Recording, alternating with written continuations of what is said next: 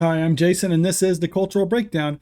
When they first announced that they're doing another Indiana Jones movie starring Harrison Ford, pretty much everyone is asking, why are they doing it with him? He's too old for this. So for the rumors for the longest time was that they're going to reboot it with someone. And Chris Pratt's name was thrown around quite a bit about like rebooting Indiana Jones, because obviously Disney paid a lot of money for Lucasfilm, so they're going to use the properties. And I think what they were trying to do here is set up. Use another sequel where Indiana Jones kind of passes the torch on to someone else, or set up someone else as to kind of take over where Indiana Jones left off, and then send him out on one last hurrah, which is a fine idea. They just cast the wrong person to do this and had the wrong people making it. I mean, not necessarily director James Mangold, but you got the president of Lucasfilm, who obviously has a chip on her shoulder for everything George Lucas produced and wants to destroy it piece by piece and replace it with a strong independent whammon who needs no man sort of thing. So this is what you get. And having this image about a feminized Indiana Jones doesn't really help when he says himself that this taught him to live, laugh, and love again.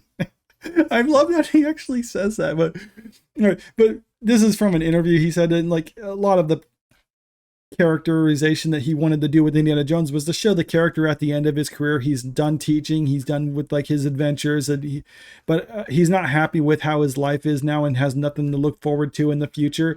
And supposedly he's saying that her character actually brought him like that spark of life again, but at the same time it really doesn't. If you've seen the movie, I'm just going to do a quick spoiler alert. This isn't going to be the whole review. I'll put that out later tomorrow. But at the end of the movie, he actually resigns himself to die because he has nothing left to live for. And she basically knocks him out and saves him and gets him out of the danger. It's like, so it contradicts everything he said. If he was happy with his life, then he would have wanted to come back. But I mean, no, he was like, nope, my life is miserable. So what's the point, sort of thing. And it's like, that, yeah, maybe he's saying like, oh, we had a happy ending afterwards. But like, that was just like the last minutes that felt like a reshoot sort of thing, not the character arc that he's trying to say happened. And like I've said, like I'm gonna go into this more, but they could have done this differently, and they could have had that kind of angle that they wanted to play, but they just fumbled the execution on it. And I think that's almost the worst part about it, because like you can see a spark of a good idea with what they were doing, and it just didn't work. And I'm seeing a lot of audiences agree with that.